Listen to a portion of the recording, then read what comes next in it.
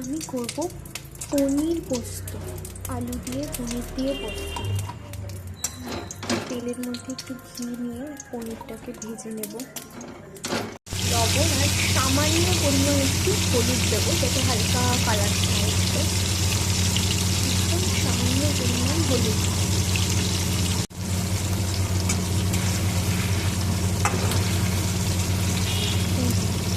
হলুদ তেলে পনিরগুলোকে ভেজে নিচ্ছি। পনিরগুলোকে তুলে নেব।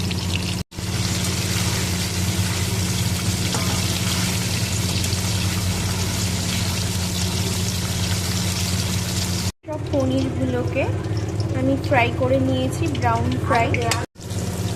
এবার আলুগুলোকে ভেজে নিচ্ছি ব্রাউন করে। তেজপাতা, লবঙ্গ, দারচিনি, গোটা এলাচ, কালো জিরে এগুলো সব ফোড়নে দিয়ে দেবো। এবার কুচি করে কেটে রাখা ক্যাপসিকাম আর টমেটো এগুলোকে সব ওই কড়াইতেই দিয়ে দেবো। টমেটো, ক্যাপসিকাম সব কিছু দিয়ে এবার ভাজা ভাজা করতে হবে।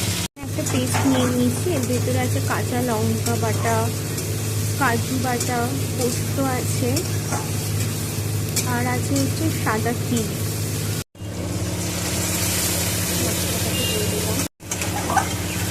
মশলাটা দিয়ে এবার ভালো করে কষিয়ে নিচ্ছি।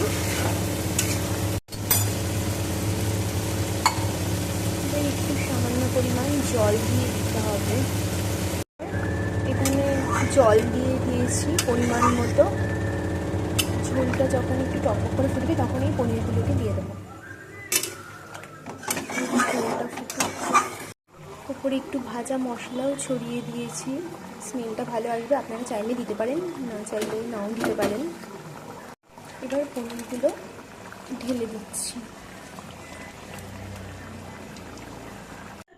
রেডি হয়ে গেছে পনির পোস্ত আলু দিয়ে। ঝোলটা খুব সুন্দর হয়েছে দেখতে, বেশ হালকা ইয়েলো ইয়েলো। এবার সার্ভের জন্য রেডি হয়ে গেছে আলু পনির পোস্ত।